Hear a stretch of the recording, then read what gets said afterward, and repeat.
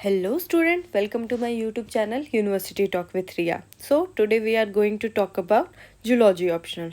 In the last video we had already discussed about the different aspect of UPSC CSC examination and the optional included in it. So last video में हम बात कर चुके हैं marks distribution की, paper overview भी मैंने आप लोगों को लास्ट वीडियो में एक पेपर एनालिसिस भी करके दिखाया था, साथ साथ मार्क्स डिस्ट्रीब्यूशन पेपर में किस तरह से कितने नंबर ऑफ क्वेश्चन अटेम्प्ट करने होते हैं, ये सारी चीज़ें हम बात कर चुके हैं। लास्ट वीडियो में मैंने आपको ये भी बताया था कि जो हमारा जूलॉजी ऑप्शनल है वो 2 पेपर कंसिस्ट करता है, पेपर 1 एंड पेपर 2। तो आज हम इसी का डिस्कशन करने वाले हैं। ठीक है, तो आज हम करेंगे सिलेबस का डिस्कशन। लास्ट ये जो सरप्राइज़ लिखा है ये मैं आपको पहले ही रिवील कर चुकी थी कि मैं आपको एक प्लानर दूंगी। सो प्लानर की भी बात हम आज करेंगे, या फिर अगर ये वीडियो ज़्यादा लंबी होती है तो मैं नेक्स्ट वीडियो में आपको प्लानर अलग से सेपरेट दे दूँगी। ठीक है, तो चलिए स्टार्ट करते हैं सिलेबस डिस्कशन। तो आप देख सकते हैं ये हमारा रहा जूलॉजी ऑप्शनल। तो जूलॉजी ऑप्शनल में हम सबसे पहले डिस्कस करेंगे पेपर 1। तो आप देख सकते हैं थोड़े से ज़्यादा इनोवेटिव बनाने का, क्रिएटिव बनाने का मैंने कोशिश किया है ये इमोजीज डालकर। हाँ, सो स्टार्ट करते हैं नॉन कॉर्डेट और कॉर्डेट से। तो सबसे पहले हमारा पोर्शन है classification and relationship of various phyla up to the sub class. तो एज ग्रेजुएशन में आप जानते हैं स्टूडेंट्स की हमें पढ़ना होता है अप टू ऑर्डर, लेकिन यहाँ पर ऐसा नहीं है हमें ऑर्डर तक पढ़ना है, हमें सब क्लास तक पढ़ना है। लेकिन अब जान जाइए कि आप ध्यान रखिएगा कि इनफैक्ट जब आप डिफरेंट स्पीसीज़ को मेंशन कर रहे होंगे तो उनके क्लासिफिकेशन को मेंशन करना भूलिएगा मत। ठीक है, तो इसमें आपको पढ़ना है acoelomate, coelomate, protostome, deuterostome, bilateria and radiata, status of protista, parazoa, onychophora and hemichordata, और साथ में इनकी सिमेट्री भी पढ़नी है। ठीक है, तो आप जानती हैं सिमेट्री में सिमेट्री, एसिमेट्री, ये सारी चीज़ें आपको पढ़नी है। सेकंड पोर्शन हमारा आ जाता है प्रोटोजोआ में। ठीक है, प्रोटोजोआ में हमें पढ़ना है locomotion, nutrition, reproduction and sex and general features and life history of. यहाँ कुछ स्पेसिफिक स्पीसीज भी हैं जैसे पैरामीशिया, मोनोसिस्टिक, प्लाज्मोडियम एंड लिशमानिया। ठीक है, ये डिजीज़ेज आपको बहुत ध्यान से पढ़नी चाहिए। जैसे इसमें जो ये प्लाज्मोडियम है ये आपका रिपीट होगा, मलेरिया डिजीज़ जो आपको पढ़नी है इकोनॉमिक जूलॉजी में। ठीक है, हमारा कुछ पोर्शन जो है वो ओवरलैप करता है दूसरे पोर्शन से, तो हम कोशिश करेंगे कि यहीं पर ये चीज़ें कवर करते हुए, और ध्यान रखेंगे कवर करते टाइम कि ये यहीं पर हो जाए। ये नहीं कि हम हाफ पोर्शन बाद के लिए छोड़ दें या फिर वहाँ करेंगे। ऐसा करने से क्या होता है कि हमारा सिर्फ बर्डन ही बढ़ता है। ठीक है, और एक ही पोर्शन को बार बार करने से अच्छा है कि एक बार अच्छे तरीके से कर लिया जाए। नेक्स्ट है हमारा पोर्शन पॉरीफेरस। पॉरीफेरा में हमें पढ़ना है skeleton, canal system and reproduction. One of the most important topic इसको कहा जाता है पूरे सिलेबस का, क्योंकि इसमें देखा गया है आईएफएस का हो या फिर सिविल सर्विसेज के पेपर का, दोनों में ही जूलॉजी में ये क्वेश्चन बहुत कॉमन है। कभी स्केलेटन सिस्टम पे, कभी कैनाल सिस्टम पे, कभी इसके रिप्रोडक्टिव साइकिल पे पूछा जाता है क्वेश्चन। ठीक है, नेक्स्ट हमारा फाइलम आ जाता है नाइडेरिया। नाइडेरिया में आपको पढ़ना है polymorphism, defensive structure and there mechanism. Coral reef के बारे में भी आपको पढ़ना है एंड उसका फॉर्मेशन किस तरह से होता है। साथ में आपको पढ़ना है metagenesis, general features, life history of Obelia and Aurelia. Obelia Aurelia से आपको एक ही चीज़ याद आ रही होगी, जेलीफिश। कितनी इनोवेटिव सी दिखती है ना इस तरह से, जिसके ये डिफरेंट ओरल आर्म्स निकले हुए होते हैं। ठीक है, तो ये हम पढ़ेंगे। सेकंड हमारा आ जाता है हमारा प्लेटीहेलमिन्थेस, जिसमें हमें पढ़ना है parasitic adaptation, general features and life history of Fasciola and Taenia and their pathogenic system. जैसे आप ग्रेजुएशन में पढ़ते हैं फैशोला हिपैटिका के बारे में, टीनिया सोलियम के बारे में, तो यहाँ पर भी वही चीज़ें आपको पढ़नी है। ठीक है, यहाँ पर फिर आ जाता है हम आ जाते हैं नेमेटोहेलमिन्थेस पे। ठीक है, नेमेटोहेलमिन्थेस में आने में इसमें भी हमें पढ़ना है इनका general features, life history, parasitic adaptation, वो भी specially Ascaris and Wuchereria. Wuchereria बेनक्रॉफ्टी, जिसमें आप एलिफेंटेसिस का डिजीज़ भी पढ़िएगा आगे। एनालिडा में हम आ जाते हैं जिसमें हमें पढ़ना है coelom, metamerism, mode of life of polychaetes, general feature and life history of Nereis, earthworm, leech. इन तीनों में से एक क्वेश्चन तो फिक्स ही है। मतलब आप देखिएगा कि हर एक की 2 या 3 स्पीसीज सारे पोर्शंस में बताई गई है, 2 होगा या फिर 3 स्पीसीज बताई गई हैं या किसी किसी में 1 भी बताई गई है। तो क्वेश्चन वहीं से आना है, कहीं बाहर से नहीं आएगा। सबसे अच्छा जो सिलेबस का पार्ट है वो है कि सिलेबस से आउट ऑफ सिलेबस कोई भी चीज़ नहीं आने वाली, या कुछ अलग आएगा भी तो आप अगर ये बेसिक अच्छे से करके जाते हैं तो वो भी आप हैंडल कर पाइएगा। चलिए आगे पढ़ना है हमें अर्थ्रोपोडा। अर्थ्रोपोडा में आपको पढ़ना है larval forms and parasitism in crustacea, vision and respiration in arthropods, prawn, cockroach, scorpion, modification of mouth part in insect, cockroach, mosquito, housefly, honeybee, butterfly, metamorphosis in insect and its hormonal regulation, social behavior, apis and termites। देखिए इसमें भी social behaviour के बारे में पढ़ना है। Ethology का जब उस पोर्शन आप पढ़ते हैं तो उसमें स्पेशली हम लोग एनिमल बिहेवियर के बारे में पढ़ते हैं, तो यहाँ पर भी उसका रेफरेंस थोड़ा हम देखेंगे। साथ में हमें पढ़ना है मॉलिस्का। मॉलिस्का में हमें पढ़ना है उनका feeding, respiration, locomotion, general feature and life history of lamellidens, pila, sepia, torsion and retorsion in gastropods. जानते ही हैं जो हमारा पायला है उसमें यहाँ पर अगर माउथ पार्ट है और ये एंड पार्ट है तो ये जो है चेंज करते हैं अपने position 180 degree and 90 degree plus 90 degree पे मूवमेंट जो होती है उसके बारे में हम पढ़ते हैं टॉर्सन और टॉर्सन में। ठीक है, फिर हमें पढ़ना है काइनोडर्माटा जिसमें हमें पढ़ना है feeding, respiration, locomotion, larval form, general feature and life history of Asterias. Asterias यानी स्टारफिश हम कह सकते हैं। फिर आ जाता है प्रोटोकॉर्डेटा, इसमें आपको पढ़ना है ओरिजिन ऑफ कॉर्डेट्स किस तरह से हुआ है, general feature and life history of branchiostomata Herdmania. ठीक है, साथ ही में हमें पढ़ना है पीसेस में हमें पढ़ना है रेस्पिरेशन, लोकोमोशन एंड माइग्रेशन। फिर हमें पढ़ना है एम्फीबियंस में origin of tetrapods, parental care and paedomorphosis. ठीक है, रेप्टाइलिया में आपको पढ़ना है origin of reptiles, skull type, status of sphenodon and crocodile. ठीक है, एस में आप देख सकते हो origin of birds, flight adaptation, migration. Mammalia and ये कंपेरेटिव एनाटॉमी, ये आपको स्पेसिफिक अलग से अच्छे से करना है कवर, जिसमें मैमेलिया में आपको पढ़ना है origin of mammals, dentition, general features and egg laying mammals, pouched mammals जो आप मार्सुपिल्स कह सकते हैं, एक्वेटिक मैमल्स, प्राइमेट्स एंड उसके साथ साथ आपको पढ़ना है यहाँ पर स्पेशल ध्यान दीजिएगा कि आपको पढ़ना है एंडोक्राइन ग्लैंड जिसमें आपको पढ़ना है pituitary, thyroid, parathyroid, adrenal, pancreas and gonads और उनका इंटर रिलेशनशिप। आप ध्यान दे सकते हैं कि ये सारे पोर्शंस आपके फिजियोलॉजी में मेंशन नहीं है, ये यहीं पर मेंशन है, तो ऐसा नहीं कीजिएगा कि आप आगे करें, मतलब यहीं पर करते हुए हम आगे बढ़ेंगे। फिर हमें करना है comparative function anatomy of various system of vertebrates जिसमें आपको इंटेगमेंट्स करना है, इंटरमेन एंड इट्स डेरिवेटिव्स, ये मैं पहले ही करवा चुकी हूँ। फिर है endoskeleton, locomotory organ, digestive system, respiratory system, circulatory system, जिसमें इंक्लूड करना है आपको हार्ट, आर्किट्यूटिक आर्चेस, यूरिनोजेनिटल सिस्टम जिसमें आप मेटानेफ्रेसिस, मेसोनेफ्रेडिया ये सब के बारे में पढ़िएगा। साथ में आपको पढ़ना है ब्रेन एंड सेंस ऑर्गन जिसमें आपको सेंस ऑर्गन में स्पेसिफिकली आइज एंड ईयर यानी विजन और ईयर का आपको पढ़ना है। ठीक है, फिर आपको पढ़ना है इकोलॉजी। इकोलॉजी हमारा सेकंड सेक्शन आ जाता है पेपर 1 का ही, जिसमें आपको पढ़ना है biosphere, concept of biosphere, biomes, biogeochemical cycle, human induce changes in atmosphere including green house effect, ecological succession, biome, ecotone, community ecology. फिर आ जाता है concept of ecosystem, structure, function of ecosystem, type of ecosystem, ecological succession and ecological adaptation.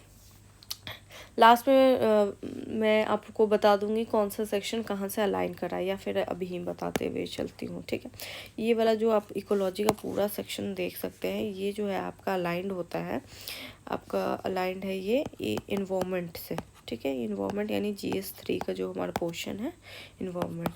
आप जानते हैं कि prelims में ये बहुत इंपॉर्टेंट रोल निभाता है जो कि कंसिस्ट करेगा आपको 10 to 15 क्वेश्चंस, तो एक ह्यूज मार्क यानी 30 मार्क्स ऑलमोस्ट कंटेन करने वाला है। तो आप अगर यहीं पर अच्छे से कवर कर लीजिएगा तो आपको वहाँ पर परेशानी नहीं होगी, आपको एक एक्स्ट्रा एज मिलेगा, क्योंकि हमारे जैसे वहाँ पर भी आपको बायोस्फीयर के बारे में पढ़ना है, बायोम्स पढ़ना है, बायोजियोकेमिकल साइकिल्स पढ़ना है।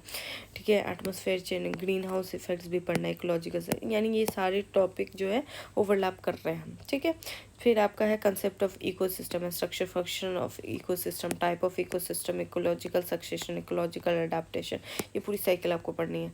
यहाँ पर देखिए population characteristic, population dynamics, population stabilization, ये आपका थोड़ा सा जियोग्राफी से भी अनलाइंड है, साथ साथ आपका economic section as well as environment section तो है ही। फिर आपका है biodiversity and diversity, conservation of natural resource, एकदम वाइल्ड लाइफ ऑफ इंडिया। देखिए एक सजेशन दूंगी एक्सपीरियंस के साथ कि अगर आप साथ में ही मैप करते हुए चलिएगा इंडिया का, एंड यानी आपको मैप करना है, इंडिया का मैप करना है और साथ साथ वर्ल्ड का, ये दोनों मैप आपको साथ साथ में करना है। यानी अगर आप वाइल्ड लाइफ वेजिटेशन पढ़ रहे हैं तो जो वाइल्ड लाइफ सेंचुरी वगैरह है इंडिया में वो आप मार्क कर सकते हैं। साथ ही साथ जो different biodiversity all over the world पाई जा रही है, जैसे कोई डिज़र्ट का वेस्टर्न एरिया, जो वेस्टर्न पोर्शन होता है वहाँ पर क्या होता है, वहाँ पर डेजर्ट्स ज़्यादा फाउंड होते हैं। ठीक है, कोल्ड डेजर्ट कहाँ कहाँ क्यों फॉर्म हो रहा है, ये सारी चीज़ें अगर आप मैप में करते हुए मेंशन करते हुए जाइएगा तो आपके लिए बहुत बेनिफिशियल रहने वाला है। ठीक है, तो आगे बढ़ते हैं। ठीक है, फिर हमें पढ़ना है remote sensing and sustainable development, ये आपको एग्रीकल्चर में भी पढ़ना है। ठीक है, फिर आगे पढ़ना है environmental biodegradation, pollution impact and biosphere prevention.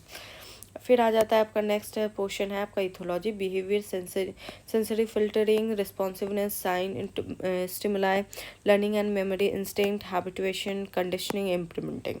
ठीक है, ये सारे पोर्शंस आपको इथोलॉजी यानी एनिमल बिहेवियर में पढ़ने हैं। ठीक है, इसमें बेसिकली हम लोग कोई भी एनिमल किस तरह से बिहेव कर रहा है, यानी वो सोशली किस तरह से रिस्पॉन्स कर रहा है, ये सारी स्टडी हम इथोलॉजी के सेक्शन में करते हैं। फर्स्ट हमारा बिहेवियर ही टॉपिक है, सेकंड हमारा रोल ऑफ हार्मोन है, यानी कोई भी इमोशन जो डिराइव हो रहा है या जो वो फॉर्म जो जिस तरह से उनकी वर्किंग कैपेसिटी है या फिर क्लासिफिकेशन या डिवीज़न ऑफ लेबर है, वो किस तरह से उनमें हार्मोन्स का रोल होता है। जैसे फेरोमोन्स का रोल होता है alarm spreading, crypsis, predator detection, predator tactics, social hierarchy in primates, social organisation in insects. ठीक है, orientation, navigation, homing, biological rhythm, biological clock, tidal, seasonal and circadian rhythm, method of studying animal behaviour including sexual conflict, selfishness, kinship, altruism. तो आपको एक question prelims का याद होगा जिसमें पूछा गया था बीस के डांस के ऊपर। ठीक है, वो भी पोर्शन यहीं पर कवर होता है। नेक्स्ट हमारा आ जाता है इकोनॉमिक जूलॉजी, जिसमें हमें पढ़ना है डिफरेंट कल्चर्स के बारे में। पहला हमारा पोर्शन कल्चर पे ही बेस्ड है, जैसे apiculture, sericulture, lac culture, carp, pearl, prawn and vermiculture. फिर हमारा आ जाता है हेल्थ डिजीजेस से लेकर, यानी डिजीजेस जो इन्फेक्शस कम्युनिकेबल डिजीजेस है उस पर, जैसे मैंने ऊपर बताया था मलेरिया, फाइलेरिया यानी विशेरिया बेनक्राफ्टिका, ट्यूबरक्लोसिस, कोलेरा, एड्स, उसके वेक्टर्स, पैथोजन और प्रिवेंशन के बारे में आपको पढ़ना है। साथ में आपको पढ़ना है cattle and livestock diseases, their pathogens and vectors. ठीक है, पैथोजेंस में आपको स्पेशली एलिमेंथिस के बारे में पढ़ना है और वेक्टर्स में भी टीग, माइस, टैबनस और स्टोमक्स का है। ठीक है, पेस्ट ऑफ शुगर केन पढ़ना है, पायरेला, परपिसुएला, ये मैं आपको पहले ही पढ़ा चुकी हूँ।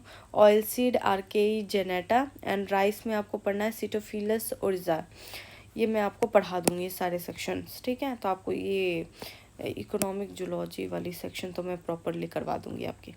ट्रांसजेनिक एनिमल्स के बारे में पढ़ना है, ये आपका ओवरलैप करेगा बायोटेक्नोलॉजी, मतलब सॉरी साइंस एंड टेक से। ठीक है, साइंस एंड टेक ये भी आपका GS3 का पोर्शन है। ठीक है, medical biotechnology, human genetics, disease, genetic counselling, gene therapy, forensic biotechnology, ये सारे पोर्शन उसमें पढ़ना है। फिर हमारा आ जाता है बायोस्टैटिस्टिक, जिसमें आपको पढ़ना है design of experiment, null hypothesis, correlation, regression, distribution and measures of central tendency, chi square, student test, F test, one way and two way F test, ये आपका बायोस्टैटिक्स का फॉर्म सिलेबस। नेक्स्ट है हमारा इंस्ट्रूमेंटेशन मेथड, जिसमें आपको पढ़ना है spectrometer के बारे में, साथ में phase contrast, fluorescence microscopy, radioactive tracer, ultra centrifugal, general electrophoresis, PCR, ELISA, FISH and chromosome printing. ये क्वेश्चन फिश के ऊपर डायरेक्ट 10 मार्कर में आपका आ चुका है क्वेश्चन। ठीक है, वहाँ पर फिश, ये फिश वो वाला फिश नहीं है। ठीक है, यही मैं कहना चाहूँ। आप डिटेल में पढ़िए, उसके बाद खुद जानिए। इलेक्ट्रॉन माइक्रोस्कोपी में टेमस सेम को पढ़ना है। ठीक है, अब आ जाता है हमारा पेपर 1 वहीं ख़त्म होता है। अब हमारा स्टार्ट हो जाता है पेपर 2।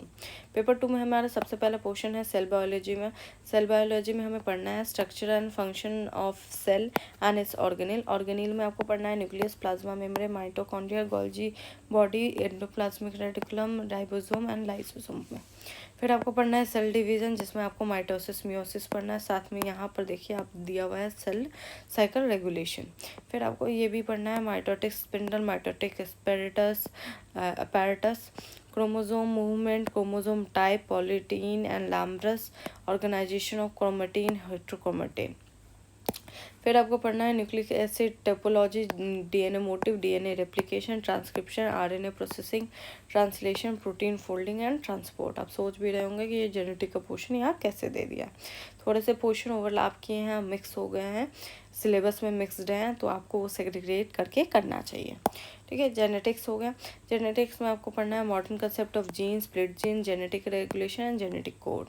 ठीक है, sex chromosome and their evolution, sex determination in Drosophila and man, Mendel's law of inheritance, recombination, linkage, multiple allele, genetics of blood group, pedigree analysis, hereditary disease in man।